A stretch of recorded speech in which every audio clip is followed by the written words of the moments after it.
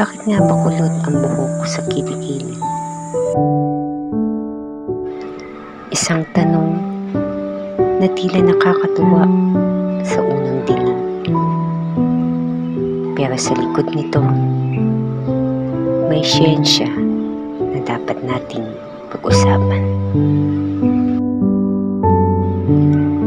Ang buhok sa katawan ng tao ay may iba't ibang hugis, kapal at texture. At hindi ito aksidente. Lahat ay may dahilan. Ang buhok sa kilikili o axillary hair ay kadalasang kulot dahil sa hugis ng hair follicle na matatagpuan sa parteng iyon ng ating katawan.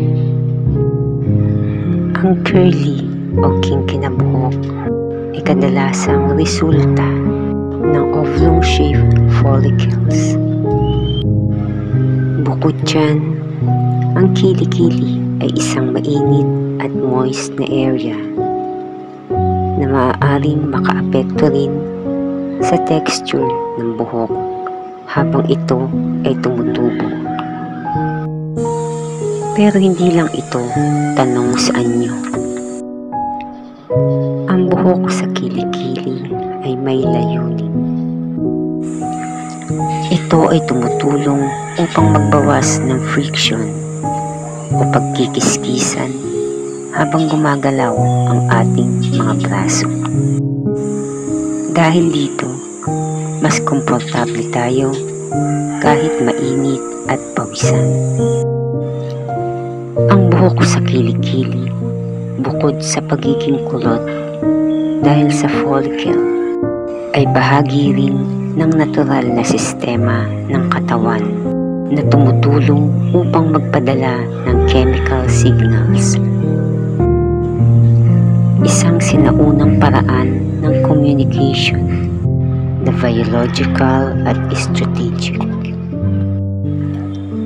Ang pheromones ay chemical signals na inilalabas ng ating katawan. Ang kilikili ay isa sa mga bahagi ng katawan na naglalabas ng mas malakas na pheromones dahil sa dami ng sweat glands nito.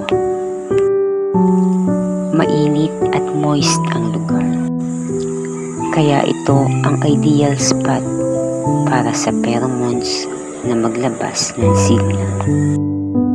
Ang buhok sa kilikili ay tumutulong upang palawakin at dahan-dahang i-release ang mga amoy o pheromones na nanggagaling sa balat para mas maramdaman ng ibang tao. Ano nga ba ang pheromones? Ang pheromones ay ang chemical signals na inilalabas ng ating katawan. Para itong silent messages na hindi natin nalalanghap tulad ng pangkaraniwang amoy, pero nakukuha ng ating utak gamit ang isang special organ na matatagpuan sa ilong na tinatawag na vomeronasal organ o VNO.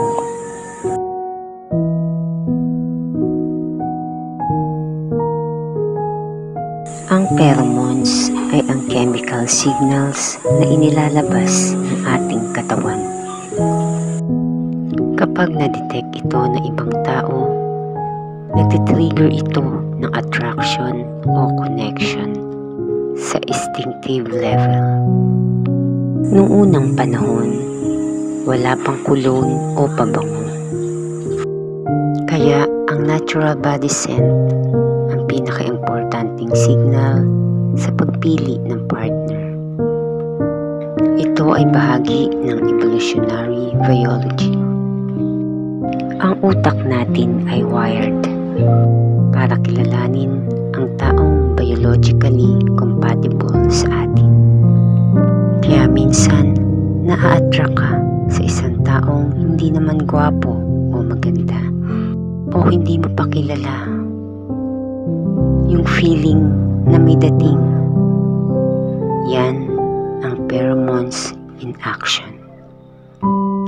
Ibig sabihin, compatible kayo sa scent o pheromones. At yan ay scientific. Hindi ito eksklusibo sa lalaki o babae. Lahat tayo ay may ganitong biological function. At dito papasok ang role ng buhok sa kilikili. Dahil ang buhok sa kilikili ay nagsisilbing natural diffuser. Tumutulong ipakalat ang pheromones upang dahan-dahan at epektibong marating ang target market. So next time na maisipan mong i-shape ang buhok sa iyong kilikili, isipin mo, baka may ginagawa yan para sa iyong love life